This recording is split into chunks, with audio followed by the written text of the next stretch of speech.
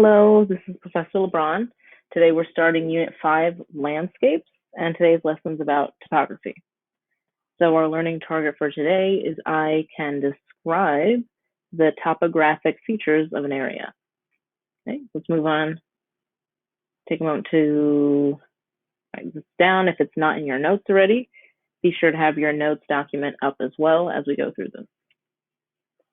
Okay, so here we go. First order of business. This on the side here is an example of a topographic map. Okay, so all a topographic map is it shows a small area and it shows you the elevation above sea level. So all these different lines are different elevations. They also show other features such as rivers and lakes as well. Okay, so here we see a lake as well as our elevation lines. Okay, so how many miles it is above sea level. That's what these different lines represent. So you're going to take a moment to fill in your notes with the words in red. And then we're going to move on to our next slide.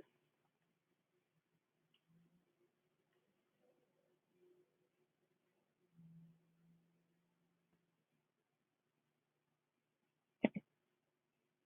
Moving on. Okay, so this slide is about figuring out the elevation shown.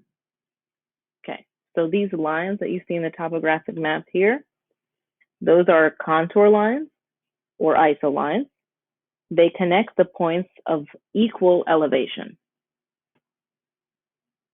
Okay, so each line represents an area of the same elevation. Okay, so for example, this one here, everything along this line is 1,000 miles above sea level. The contour interval, shown here, is the amount of elevation between each set of lines.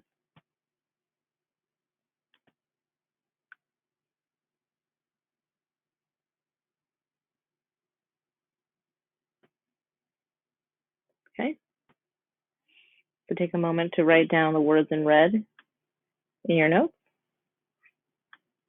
and we'll move on shortly.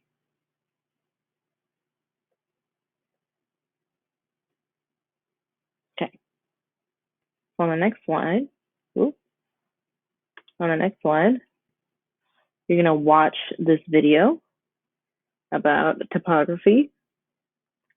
However, watch the video, you do have to click on this link to see it directly on YouTube. Okay, so when you get a chance, click on this link and watch a video about topography.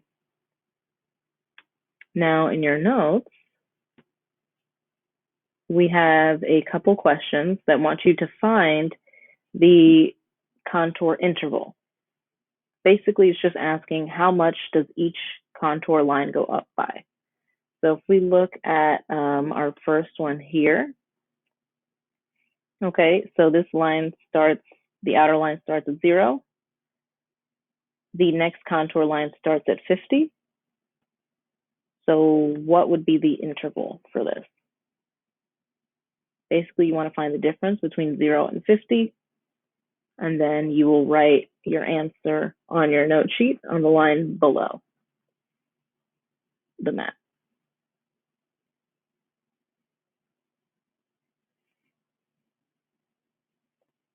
Okay, so you're then going to do the same thing for the next 3 topographic maps. You basically want to find the difference between each contour line. All right, they have equal intervals as they go up.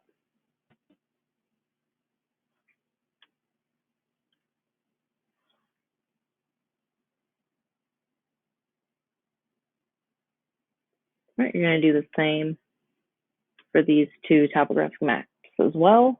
What is the interval, the contour interval? Okay, so take your time to do that. You can pause this at any point and go through your notes. All right, next.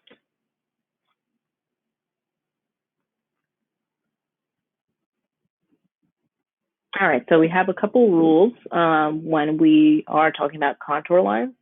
Our first rule here is contour lines give the elevation relative to sea level.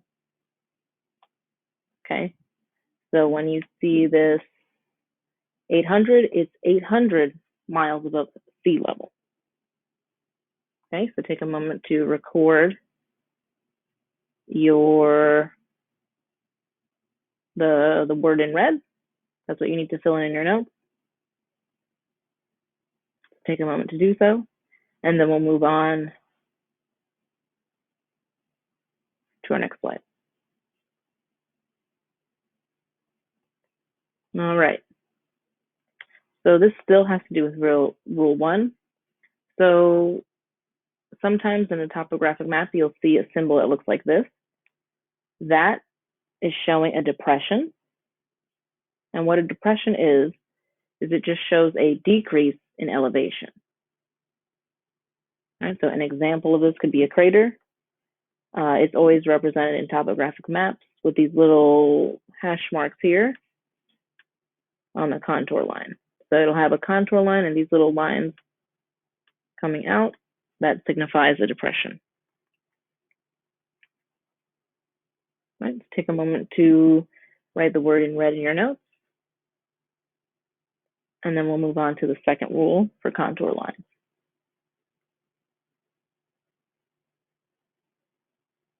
Okay, so our second rule of contour lines is that contour lines may never cross one another. Okay, so contour lines can never cross one another. Why do you think that is? Think back to what we learned about isolines, and even last unit when we learned about isobars. Why do those lines never cross each other? What does each line represent?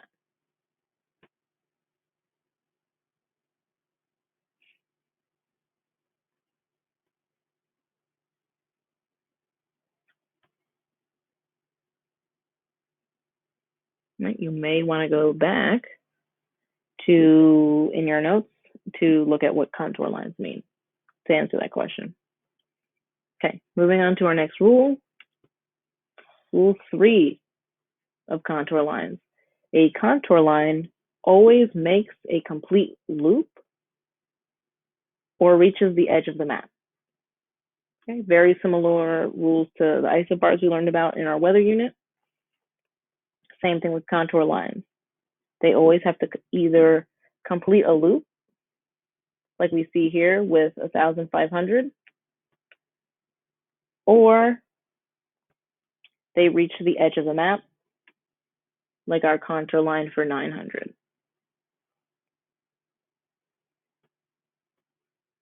Okay. Next rule, rule 4 for contour lines. Again, very similar to what we learned about isobars. Areas of tightly packed contour lines are regions of steep topography. Okay. Make sure you write in the word in red. So the closer the contour lines are, that means the steeper the mountain is or the hill. All right, that shows a more rapid change in elevation. All right. Last rule for contour lines, rule 5. This one you need to pay attention to for sure. Okay, so rule 5, when contour lines cross a river, as shown here, Fish Creek, when they cross a river, they form this sort of V that points up the stream. Okay, so contour lines form a V shape, and that V is showing always points upstream. However, water in the river is always going to flow downstream. So the water is going to always flow opposite to the point in the V. Okay, so for example here, the V in this example is pointing towards the west. But if we remember our rule, the river is actually flowing towards the east. Okay, so wherever the V formation points to, the river is flowing in the opposite direction. And it's something very key to remember. Okay, so thinking about our rule 5 here, knowing that the V is in the opposite direction of the river flow, which way does this river flow? So we see our V formation pointing down this way. What way does the river actually flow? And you're going to want to use the compass directions to explain which way this river is flowing. Is it north, northwest, southeast, southwest? You want to make sure that you're explaining the direction of the river flow in that manner. So you're going to do that for this question in your notes. And you're also going to do it for this question in your notes. Hopefully, as we've been going through these slides, you have been filling in your notes. Remember that the red words are the blanks. Okay, so take a moment to make sure you have all your notes and write the direction in which these two rivers flow. Okay. After you've done that, we're going to move on to how to determine the gradient. This is, I think, on the first page of your reference table here. So this is the formula you want to focus on. Okay. So gradient is the change in field value or the difference between two different points over the distance. Okay, so we're going to keep that in mind and move on to our next slide. Okay, so for this question, they want you to figure out what is the gradient of line AB here. So what is the gradient? So if remember, for the gradient, we have to figure out the change in field value or the difference. All right, so first we have to figure out the difference between A and B, and then divide that by the distance. We'll take a look here for what you need to do. So you're going to try doing this on the screen here with a piece of loose leaf. First, you're going to line up the loose leaf here and mark where A is, and you're going to mark where B is. Then you're going to move the paper that has the mark of the distance for A and B. You're going to put it against this mile scale here to figure out the distance. Okay, so once you've marked your paper with A and B, you're going to figure out the distance. You're going to write your distance on the side. Okay, then we're going to look at this formula. So once you've recorded the distance, you're going to then find the difference between the contour line A and B. So A is 400, B is 300. You're going to find that difference. Then you will divide that difference over the distance in miles between A and B.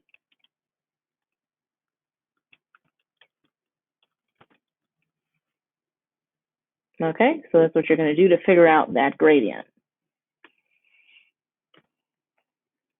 And then once you've practiced with this line, you're going to then practice with this.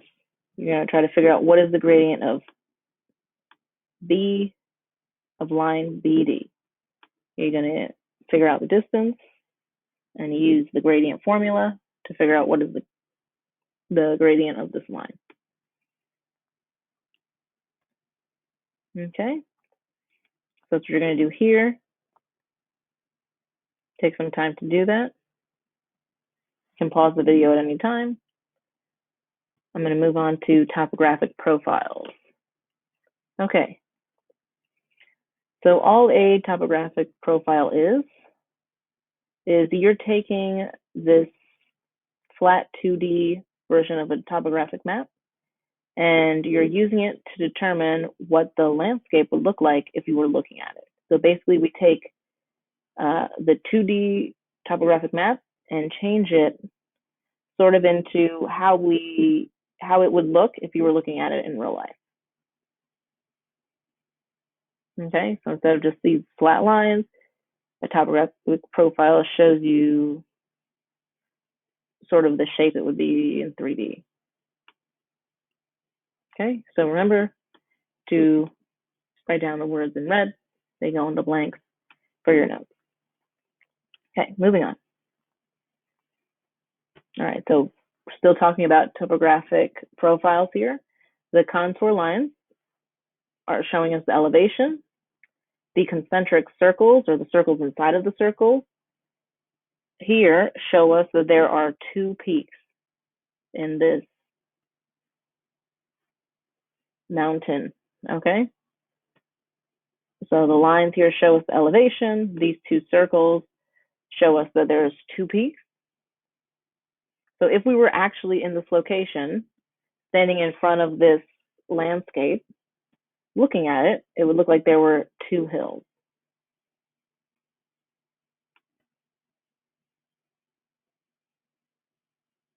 Okay, so how do I draw this profile? How do I go from this map to this profile? All right, so first, you have to lay a piece of scrap paper along the edge, with the edge along the line you're drawing a profile for. You're then gonna mark the paper everywhere a contour line crosses it. Next, you're gonna write the elevation underneath each contour line mark that you made. Next, you're gonna move your scrap paper to the graph where you are graphing. You're gonna move your graph paper to the graph you are graphing the profile on, and then you're gonna put the markings along the x-axis.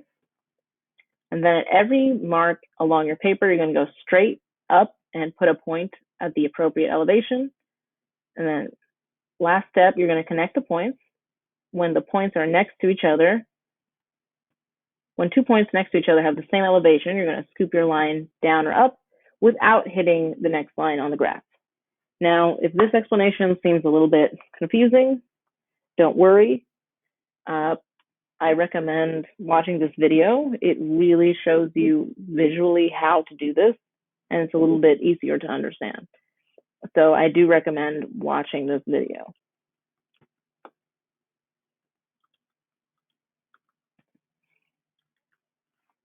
All right, it really helps you understand how to draw these profiles. All right, it helped me understand it a lot better. Okay, so take a moment to look through this to understand how to draw these topographic profiles. Then, if you have a printer at home, I recommend trying it. If you don't worry about it, but we just want you to know how to draw a topographic profile. Okay, so that is it for lesson 1. If you have any questions, let us know.